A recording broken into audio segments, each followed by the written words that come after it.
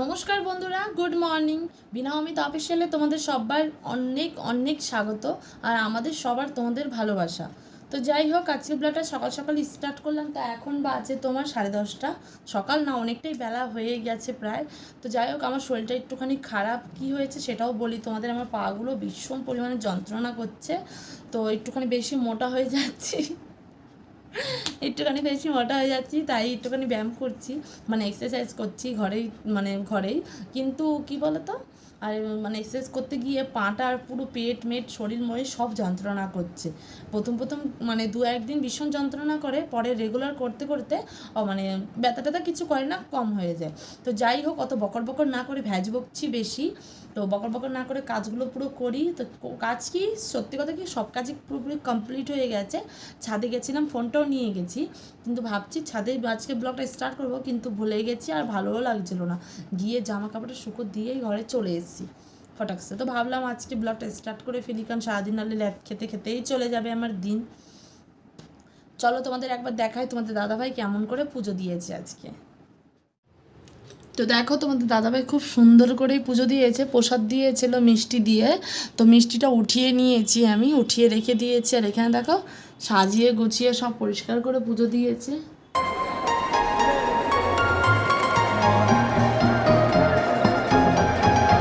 দেখতেই পেলে যে তোমাদের দাদাভাই পুজো দিয়ে গেছে। আর মাম্মা দেখো কি করেছে, এখানে পুরো খেলনা টেলনা ছড়িয়ে ছিটিয়ে একদম একাকার করে দিয়েছে। আর মামা আমার মিনি আলমারিটাকেও দেখো এমন খোঁচা মেরেছে, একদিন মেরে একদম নিচটা ছিঁড়ে দিয়েছে। যাই হোক, এমনি ঘরটা পুরোই গুছানো টুচানো আছে। মাম্মার শুধু বইটা টুকিটাকি জিনিস একটু ছড়ানো ছিটানো রয়েছে, তো ওইগুলো থাকবেই, তোমরা অবশ্যই জানো বাচ্চা কাচ্চা থাকলে। তো চলো আর টুকিটাকি কাজ করে নিই। আজকে সারাদিন কী করবো সেটা দেখার জন্য পুরো ব্লগটা দেখতে হবে, স্কিপ না করে। তো প্লিজ একটুখানি সাথে থেকো, পাশে থেকো। তো মামারও খাওয়া দাওয়া পুরো কমপ্লিট। আর মামা আমার মুখে পাউডার দিয়ে কী করেছে, তো মামা এখন চানটানা করে নিয়েছে। এখন মামা কী করবে, ঘুমো দেবে, বলো মা, বলে আমি ঘুমো দেবো। আরে এই শর্ট ভিডিও করার সময় এরকম করে, ব্লগ করার সময় এমন করে কুচু পুকুটা। মামা এখন ঘুমো দেবে। মা বাই করতো, তো বলে আমি ঘুমো দেবো, বল গুড নাইট, বাই করতো। মাম্মা ঘুমিয়ে পড়েছে। তারপরে দেখো কুলারটার অবস্থা কি খারাপ। মাম্মা পুরো ঝাড়ুর কাঠি মাটি ফেলে আর খেলনা টেলনাও ফেলে একাকার করে দিয়েছে। তো আমি এখন খারাপের মানে বর্ষার দিন বলে কথা, এর জন্য আমি কুলারের জলটা ছিল পরিষ্কার করে নিয়েছি। আর মাম্মা ঘুমিয়ে পড়েছে। কাটাকাটি করে রান্নাটা বসিয়ে দিয়েছি। কি রান্না করছি চলো তোমাদের একবার ঝটপট করে দেখিয়ে নিয়ে আসি। ফার্স্টে এখানে ভাত বসিয়ে দিয়েছি। এখানে দেখো কড়াটা পুরো মেজে চকাচক করে ফেলেছি। আগে একটু কড়াটা সাইড দিয়ে পুরোপুরি কালো হয়ে গেছে, তো এবার ফর্সা হয়ে গেছে। আর এখানে দেখো পাঁপড় নিয়ে নিয়েছি, এখানে গাজর আর বিনস কেটে নিয়েছি, সাথে লঙ্কা, এখানে হলো বেগুন আর একটু পেঁয়াজ রয়েছে। আর এখানে সাথে রয়েছে মুগ ডালটা ভাজা হয়ে গেছে। তো এখন কি করব সেটাই চলো আগে ঝটপট করে রান্না করে নিই, তারপর তোমাদের একবারে দেখতে পাচ্ছ মেঘগুলো কি সুন্দর ভেসে চলছে। আমার তো দেখতে বসে বসে খুবই ভালো লাগছে। দেখো তোমরা জানি না বুঝতে পারছো কি না, মেঘগুলো কিন্তু এক জায়গায় রয়নি, মেঘগুলো সারা মানে কী বলবো আকাশ জুড়ে ছড়িয়ে পড়ছে। দেখো তোমরা জানি না ফোনে কি দেখা যাচ্ছে কি না, কিন্তু আমি সম্পূর্ণ এখানে বসে বসে দেখতে পাচ্ছি। আমার কিন্তু খুবই ভালো লাগছে। কি প্রচণ্ড পরিমাণে রোদ উঠেছে সেটা তোমাদের আর বলে বোঝাতে পারবো না। তো দেখো আকাশটা এত সুন্দর লাগছিল, কিন্তু বোঝা যাচ্ছে না। কি করেছো তুমি, চশমা পরেছো? এই শয়তানি হাসি, এত পাঁচিও দেখলে কি হবে ওরকম। আর ছাদের থেকে জামা কাপড়গুলো এনে ওখানে রেখে দিয়েছি। আমার ভালো লাগছে না, ভীষণ শরীরটা খারাপ লাগছে, এত মানে গা হাত পা যন্ত্রণা করছে কি বলবো তোমাদের। আর মাম্মা আজকে অনেক জ্বালিয়েছে আমাকে। কিভাবে মাম্মা জ্বালিয়েছে সেটাও বলছি তোমাদের।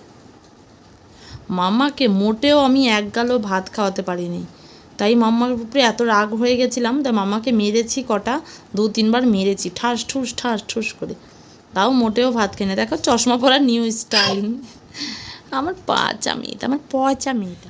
কি রান্না করেছি সেটাই তোমাদের দেখাতে ভুলে গেছি। তো চলো এখন কি রান্না করেছি সেটাই তোমাদের আগে দেখি। ফার্স্টেই এখানে দেখো বেগুনের ভর্তা, হ্যাঁ খাবো তো।